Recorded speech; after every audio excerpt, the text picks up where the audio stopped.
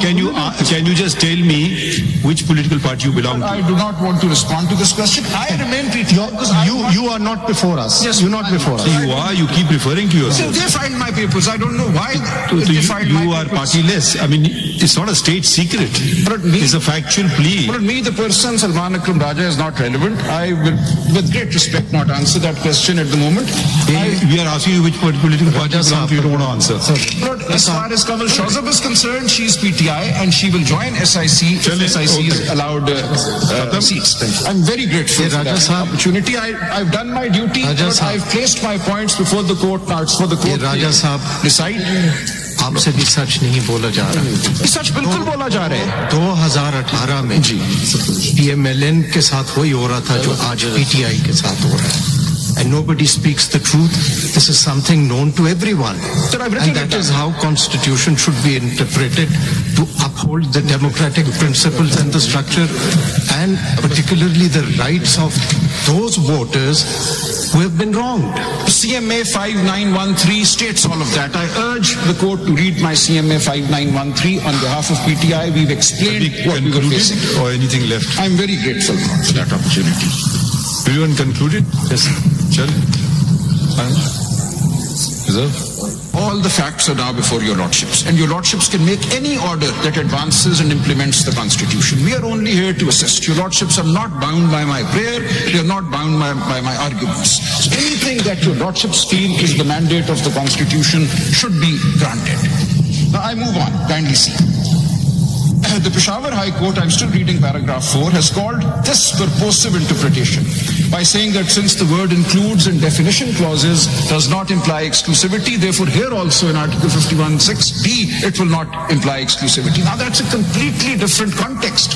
In interpretation clauses or definition clauses, there is often a contest between the word includes and means. We say means this is exhaustive, the definition is exhaustive. Includes means that the definition is not exhaustive. So somehow the Peshawar High Court has taken that distinction to imply that in Article 51(6)(d and e, and a party that consists exclusively of independents who have joined it is not permitted.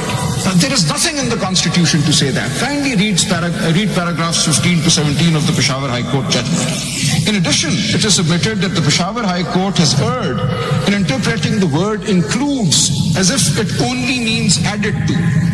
The word includes is a general umbrella term. If I say this class includes boys and girls, it does not mean that there has to be at least one boy for girls to be allowed into that class. This course includes both boys and girls. It's simply saying that when everything has been taken into account, without a single person, boy or girl, yes, anybody can be included. बात तो सुना जी, किसी बच्चे और बच्ची के बगैर class होगा?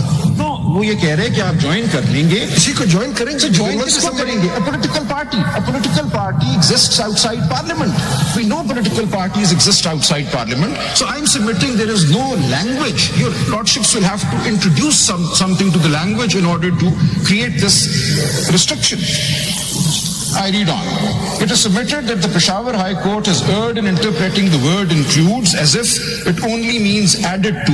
The word includes is a general term used to describe the members of a category. It does not necessarily mean addition to something that exists. Dictionaries may be consulted. I've placed a number of dictionaries which I may be allowed, I'll just hand over. That the word includes never or very rarely means added to. Number 5, the ECP order merely assumes that reserved seats can only be granted to parties that have won at least one seat during polling. I find no real reasoning in the ECP order. The Peshawar High Court at least tries to provide some reasoning.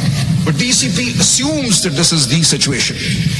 This departs from the reading of Article 51(6) by the ECP in 2019 when BAP was allowed reserved seats even though it had neither contested the election. I'm told it had contested, but it had not won. But it had certainly not filed lists of names for reserved seats. So to that extent I make an amendment here. Peshawar high court में भी आपका PTI ने तो कोई case नहीं लड़ा ना Peshawar high court में, वहाँ भी SIC लड़ रही है। पैराग्राफ 22 जो है पेज 47 पे यही बात जो यहाँ हो रही है वो पेशावर हाई कोर्ट ने भी आपको जवाब दिया है। I am saying on that basis, PTI backed independent candidates who won this seat who have joined the SIC are not pleading claim before us today. तो वो पेशावर हाई कोर्ट के सामने ठीक हो गया। I am not departing from what has been argued. That's a matter of record. But I am submitting that once the independents or those declared independents have joined, they were entitled to seats even if there were no lists filed prior to the polling day, and even if that party had not won any seats. This was done in 2019 when BAP was allowed, and the Election Commission was then led by retired Justice Sardar Raza. There was deliberation. We cannot say that this reading of Article 51(6) in 2019 was entirely illusory, something that no rational, sane person could have done. It was a rational interpretation arrived at, and there is no reason today to depart from that interpretation, particularly when in the facts and circumstances that we now face, it will lead to an entirely unrepresentative National Assembly as well as the provincial assemblies of at least KP and Punjab. So the point in referring to the BAP case is simply to say this was a reasonable interpretation, and that reasonable interpretation can be adopted even today. It may not be binding, but it was reasonable. And if something is reasonable, then it is not excluded. So far, the Election Commission has acted as if this is a self-evident truth that at least one seat should have been won. That 86 plus 1 is equal to 87, but 86 plus 0 is equal to 0. This was not the interpretation made in 2019 and should not be the interpretation made today. I move on. Number 6.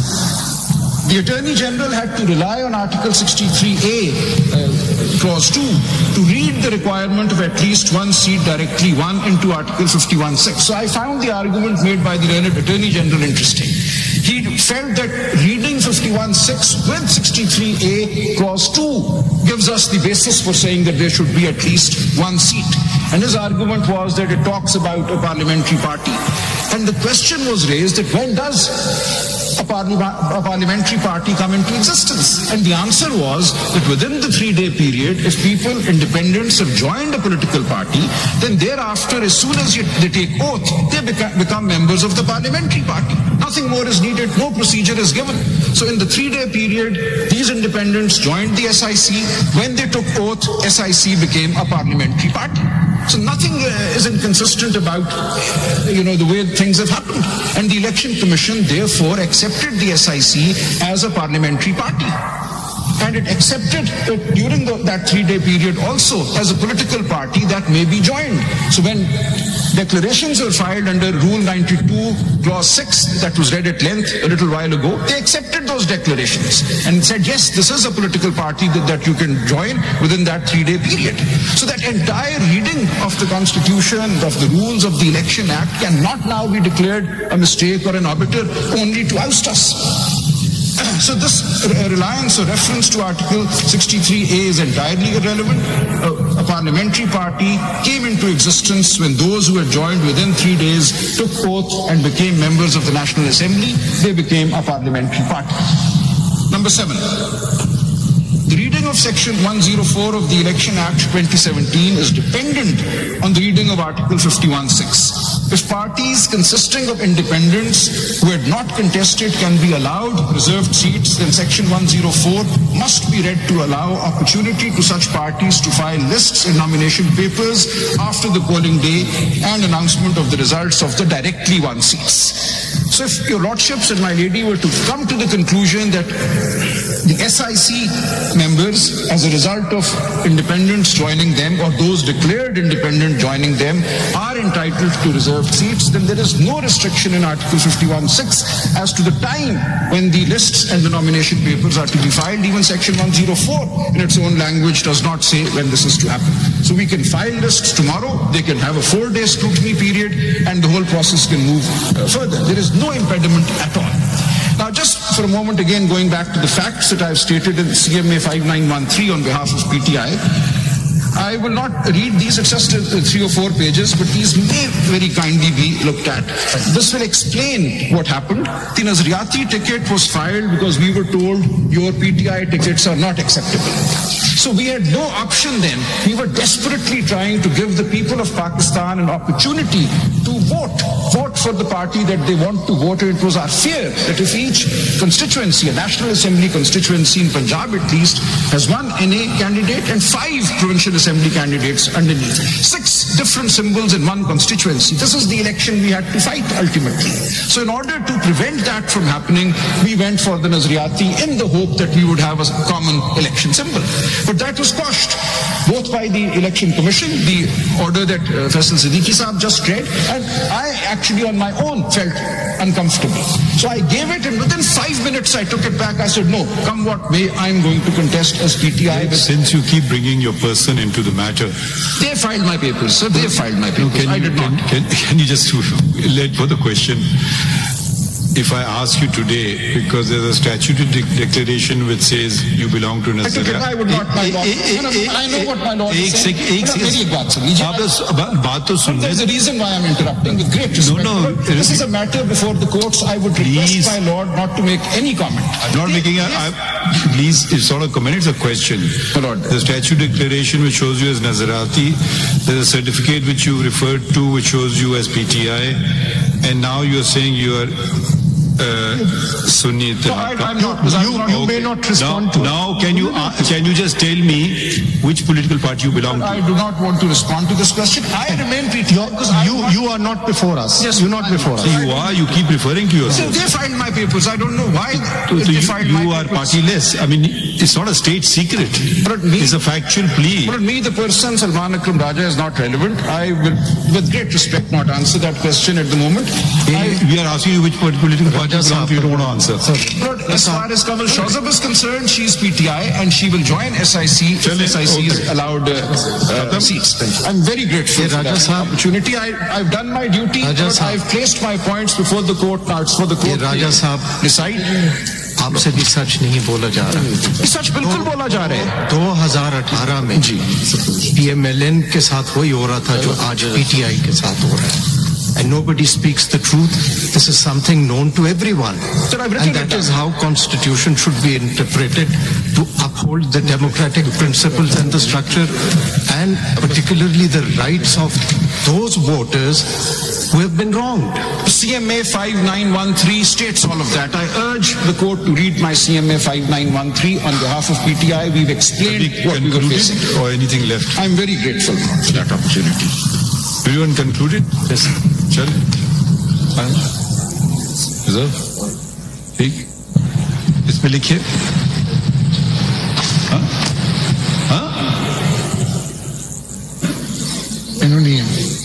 अच्छा ठीक है reserve है बस reserve ही लिखना चल ठीक ही लिखना चल कंक्लूड कर सकते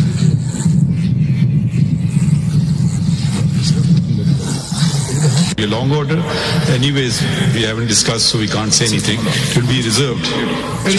Very kind, very grateful to all your lordships and to your ladyship. Thank you, sir.